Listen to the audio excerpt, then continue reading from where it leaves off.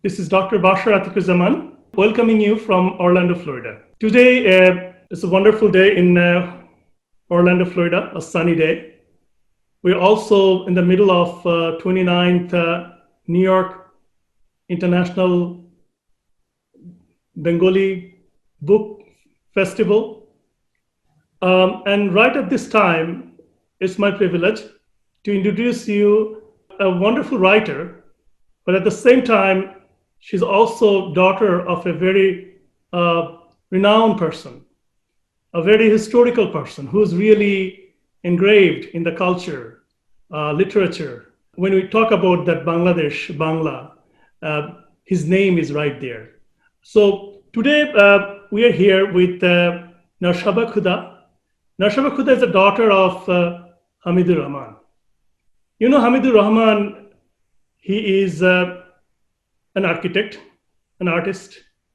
He's no longer with us, but what he has done for our nation, for all of us, is memorable. When you talk about Bangla and Bangladesh, the first thing come in 1952's Bhasha Andolan, the movement for Bangla and Bangla language. And he's the one who is the architect of our central Shahid Minar in Dhaka. But beside that, he has a very long history of patronizing Bangladeshi culture as well as literature. So I'd like to welcome Nawshaba Khuda here today. And the reason you're here is your publication recently, which is just published and it's available in Amazon, In My Father's Shadow. In Bangla, I can tell you, Amar Babar Chhaya. And the title of the book is fascinating, In My Father's Shadow. Also, what you really mention after that is sometimes the journey is hidden. It's a hidden journey.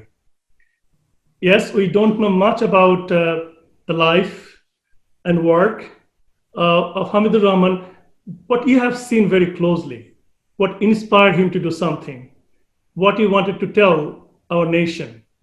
Thank you, Nawshaba Khuda.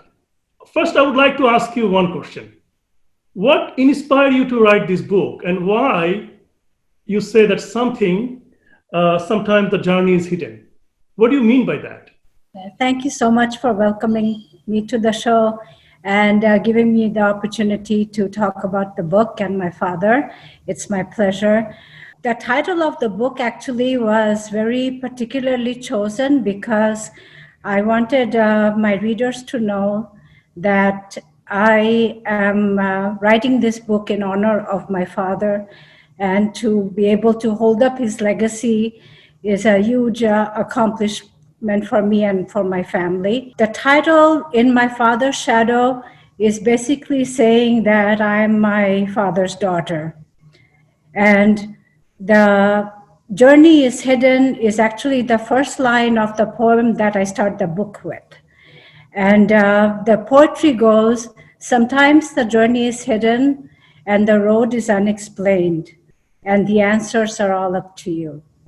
And the reason I say the journey is hidden because the book is based on all our life experiences, events that we all face but are not aware that we are learning lessons through those events.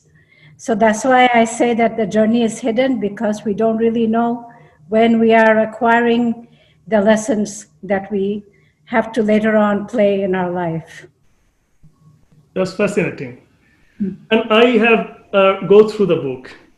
I loved it. You choose some of his wonderful work.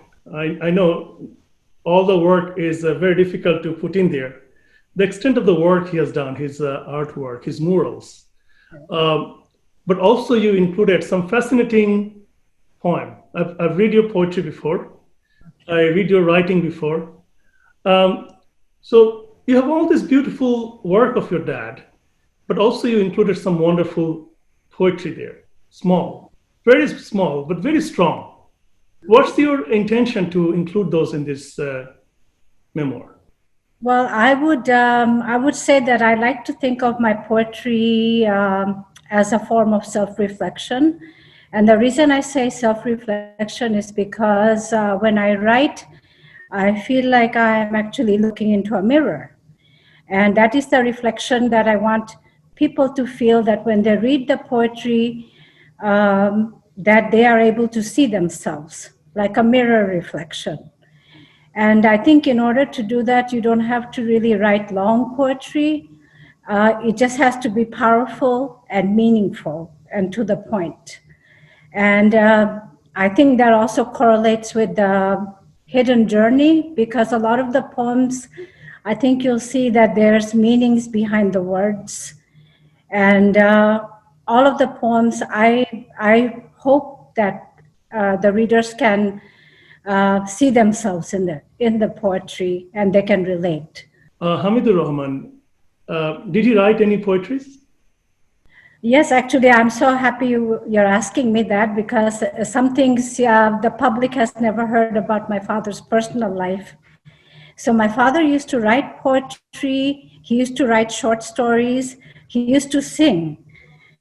And I was lucky enough to witness him and my uncles sit down together and sing songs at relatives' weddings. I have really memories, small memories of those events because I was so much younger. When I had asked my mother about my father's poetry, she told me that he used to write her letters when he would be traveling. And those letters were not straight letters, they were written in poetic forms. So it was almost like love poetry written to his wife. And that was the way he expressed himself, I think, in painting, in murals, in writing. So I'm hoping that I'm, able to make him proud with the work that I'm writing. Definitely, you did.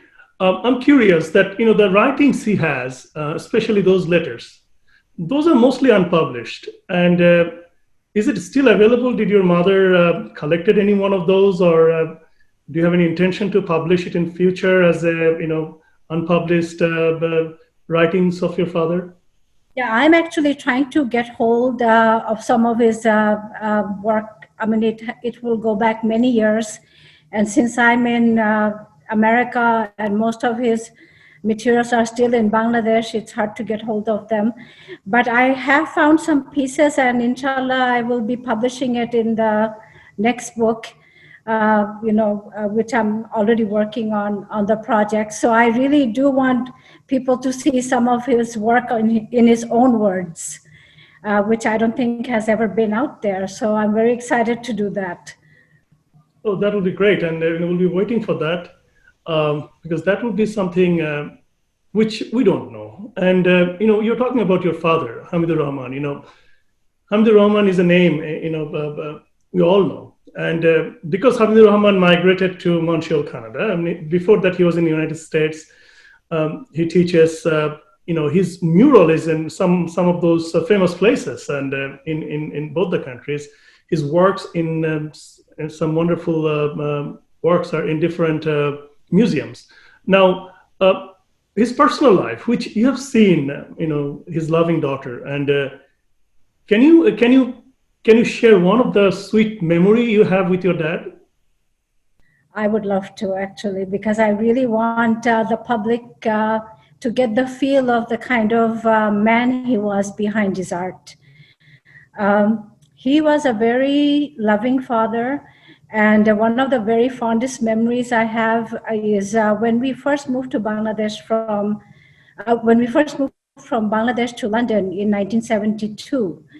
I was about 7 years old at that time, and one of the fondest memories I have is that at that time I didn't know how to speak English, and I had come home from school crying that I didn't have any friends in school because I couldn't talk to them, and I didn't want to go to school in London. My parents enrolled me in an English class, which was quite far away from where we were living. And at that time, we didn't have a car. We had just started our life in London. And my father at that time would take a train and a bus and take me to a special English class, which was particularly to make me help me talk English better and to learn English. And I would come out of that 1.5 hour class, and my father would be sitting and waiting for me. Um, I think probably it's a very ironic thing that with his support and me learning how to be better in English, that today, after so many years, I am writing a book in English about him. I have two brothers, and he would actually pick a day for each one of us to share one-on-one with us and take us to movies. And I remember as kids, we would all have a fight because when it was my day, my brothers would all dress up and be waiting to go with me. And it was my day with my father, and he would take the time to give us one-on-one separate days. So sweet. I know that your family and you all introduce an award by the name of your father, Hamidur Rahman Award. Would you like to tell us a little bit about the award? Yeah, the award actually was established in 2007, and it was established in correlation with Bengal Foundation in Bangladesh. And it is given about every 2 years to young rising artists and sometimes even architects in Bangladesh. So it's a beautiful award. It is still an ongoing process. The award actually has my father's face engraved on the plaque. And for the longest time, because it was given in Bangladesh, my aunt, who was alive at that time, she was the one who would be giving the award out to people during the ceremony. So that is something we did in honor of my father. Thank you. Now, one thing I would like to ask you, his work is enormous, and do you have any intention to create now we live in a virtual society now. We have COVID infection. In last 6 months, we love to go to museums in different cities in the world. And yes, we only go to one small museum in Orlando. But, virtual museum is something we see now. With his work, would you like to do a virtual exhibition soon or in future? Yes, actually, that is something that has been in works for a long time. I've been trying to get his art pieces together to do an exhibition. And because the pieces are actually scattered throughout the world, that is a challenge to get the physical pieces in one place to do an exhibition. But I've been working on that project, and actually maybe because if I do a virtual exhibition, that could be an easier task for me to arrange all the pictures and paintings to come together. So I would love to do that. And I'm just trying to organize it in a way so I can try to get hold of many pieces as possible. So thank you for informing us. And we're all waiting for that. We'll be waiting for that. And, I've seen many portraits in this book, beside his wonderful collection of art pieces. Let me ask you one question. Which one is your favorite? There's a painting, an oil painting called Frozen Fire. And that was a painting, actually, I remember my father painting it. There were many times where I would come home from school and he would be sitting in the living room painting, and I would just sit with him and we would talk. And that Frozen Fire, I think I relate to it a lot because I feel like that image of containing paint and having an impression is probably the way I feel about my writing, because I try to capture life and put that expression in few sentences, and it almost becomes like colors. So that is probably one of my favorites. Would you like to recite one of the poems from this book for us? Oh, I would love to. Actually, one of my favorite one is called Control. And it was written because I thought we all go through situations in life when we feel like we don't have control of where we're going in our life. And it was written very simply, and it was mainly to express that there is a way to take back control as much as possible so that we can deal with issues. So the poem goes, actually, I would love to read it from the book.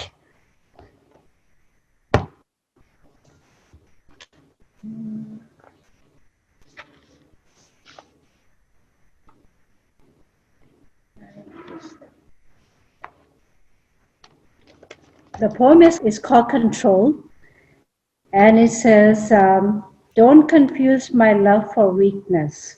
What I do willingly becomes my strength. And the reason I wrote that is because most of the conflicts in our life starts because we are resisting. And the whole idea of the poem is that once you stop resisting and you take the control in your hand and say, this is my choice, that makes a difference between being forced and wanting to do something. I love it. It has such a deep inner meaning and a very strong message. Thank you so much for reciting it for us. Wanted to tell everyone this book, In My Father's Shadow, and sometimes the journey is hidden. This book is available both Amazon and also in barnesandnobles.com. So it is available. I know we came to know that it is available, I think, from day before yesterday. It is available. And we get our copy. Thank you for that. And we really, very grateful to you, the work you have done. I know your emotion and your love for your father is there, but also you have done a great work for our nation. To bring his work, to bring some of the part of the history and also the feelings about him. Would like to ask you when will be your next publication will be, and tell us a little bit about it. I'm actually already in the process of working on it. I was waiting for this book to come out so that I can take the time and put more of the material together. In the next book, inshallah, I will try to include some of my father's personal writing, if I can, as much as I can put together. The other thing I did want to mention is that one of the reasons I wanted to write this book also, I wanted a book written in English for the next generation, because I know there's books about my father written in Bengali. And when I ask my own children, when I ask the younger generation, a lot of them are not excited to read it because they're not comfortable reading in Bengali. So hopefully this book will start a new trend that we can maybe bring some of the history from before and carry it on to the next generation so they can all relate. Thank you so much. And I think it's a fascinating book, especially now, there's a big Bengali Bangladeshi population who lives outside Bangladesh and our second generation mostly. This is a very valuable piece of information of our culture, our history, and Bangladesh. I want to thank you for writing this book and publishing this book. It's a very valuable piece, and we definitely recommend everyone to have a copy of this book and read the book. Once again, before we finish, would like to tell you, would you like to say something for the viewer? So thank you for the opportunity. I would love for the viewers to enjoy the book. I hope you can find something of yourself in them, that it resonates with the readers. I had a wonderful time writing this book. Since I've been writing from a very young age, it was my dream to put this book together. So I really hope you all enjoy it as much as I enjoyed writing it. Thank you so much. Thank you very much. I hope you all will enjoy the book and enjoy the discussion about the book. We wish you all the best.